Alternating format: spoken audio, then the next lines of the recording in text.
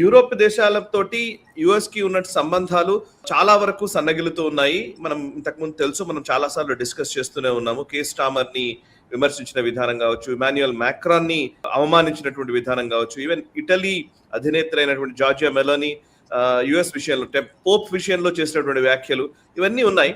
ఇప్పుడు రీసెంట్ గా ఈవెన్ జర్మనీకి సంబంధించి మర్జ్ చేసినటువంటి వ్యాఖ్యలు కూడా దుమారం రేపుతూ ఉన్నాయి. మర్జ్ ఏదైతే డొనాల్డ్ ట్రంప్ ని విమర్శిస్తూ ఈ యుద్ధానికి సంబంధించి ఆయన మాట్లాడినటువంటి విధానానికి నిరసనగానో ఇంకోటో రియాక్షన్ పెంటగాన్ నుంచి వచ్చింది.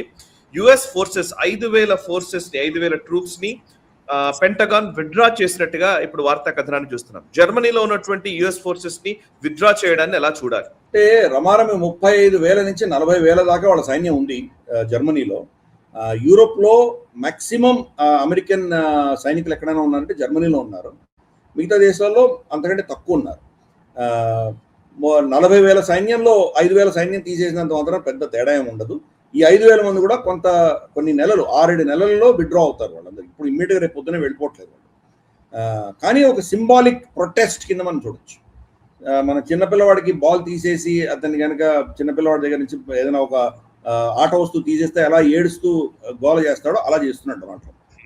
చూడు నేనేం చేయగలను అని బెదిరిస్తున్నాడు. మర్జ్ ఏం చెప్పాడంటే ఈ యుద్ధం చాలా మూర్ఖపు యుద్ధం, ఇది అవసరం లేని యుద్ధం, ఇది దీనివల్ల ఈరోజు అమెరికా అవమానించబడుతోంది.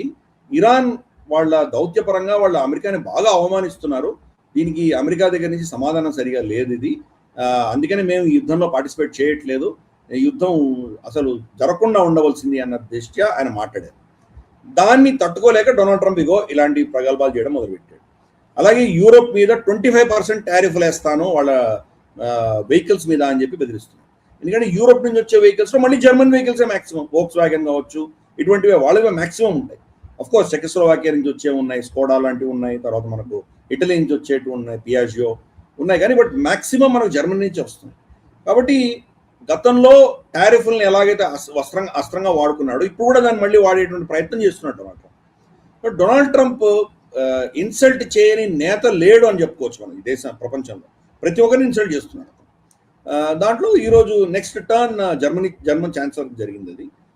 కాబట్టి 5,000 మంది ట్రూప్ని విత్డ్రా చేయడం పెద్ద విషయం కాదు.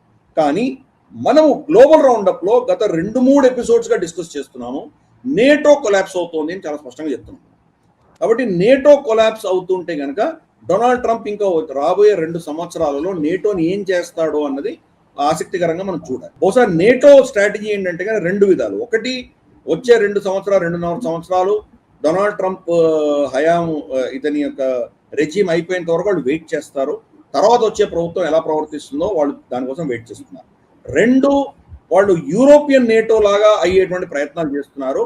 అమెరికా మీద డిపెండెన్సీ తగ్గించుకొని వాళ్ళే ఆత్మనిర్భరత పెంచుకునే దిశగా వాళ్ళు ప్రయత్నాలు చేస్తున్నారు.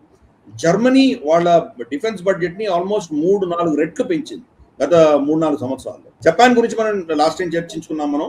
అలాగే ఇప్పుడు జర్మనీ కూడా రెండవ ప్రపంచ యుద్ధం తర్వాత వాళ్ళ చట్టాన్ని అమెరికా రాసింది.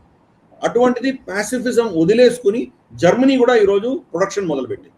యూరోప్లో అన్ని దేశాలు కూడా ప్రొడక్షన్ మొదలు పెడుతున్నాయి. యూకేలో మొదలవుతున్నాయి. యూకే, జపాన్ కలిసి ఒక ఫైటర్ ఎయిర్ క్రాఫ్ట్ని వాళ్ళు డిజైన్ చేస్తున్నారు. బహుశా ఒక 10 సంవత్సరాలు అది బయటకు వస్తుంది. అలాగే మనకు దాంట్లో ఇటలీ కూడా జాయిన్ అయింది. ఇటలీ, యూకే, జపాన్ ముగ్గురు కలిసి చేస్తున్నారు. సో అమెరికాకు ప్రత్యామ్నాయాలు చూసుకుంటున్నారు. ప్లస్ మనం చాలా స్పష్టంగా మన ఛానల్నే మనం చెప్పాము, Turkey next target Benjamin Netanyahu.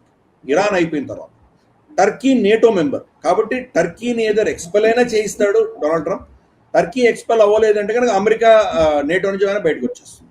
ఎందుకంటే టర్కీని టార్గెట్ చేయాలంటే కనుక టర్కీ, అమెరికా ఇద్దరు నేటోలో ఉంటే అది జరిగే పని కాదు. కాబట్టి నేటోలో ఉన్నటువంటి మొసలం ఆల్రెడీ పుట్టింది. దాని యొక్క పర్యవసానమే ఈరోజు ఇవన్నీ చూస్తున్నాము.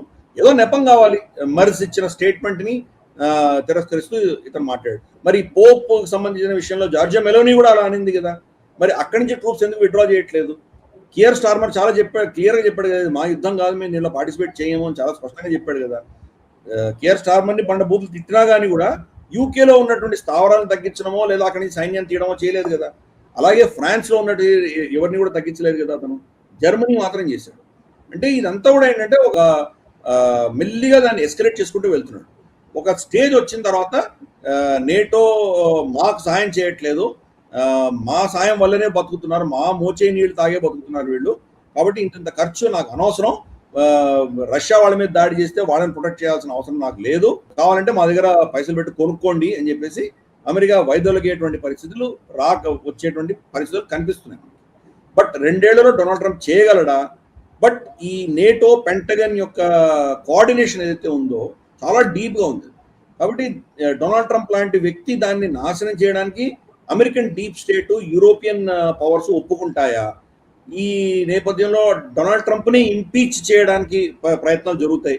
ఎందుకంటే అక్టోబర్, నవంబర్లో వాళ్ళకు డెమోక్రాట్స్కి మెజారిటీ వచ్చేస్తుంది, హౌస్, సెనేట్ 2 వాళ్ళ చేతిలోకి వెళ్ళొచ్చు. సో జనవరిలో ఇమ్మీడియట్ గా డొనాల్డ్ ట్రంప్ మీద ఇంపీచ్మెంట్ ప్రొసీడింగ్స్ రావచ్చు. సో ఇంపీచ్మెంట్ ప్రొసీడింగ్స్ వచ్చి అతన్ని చేస్తారా?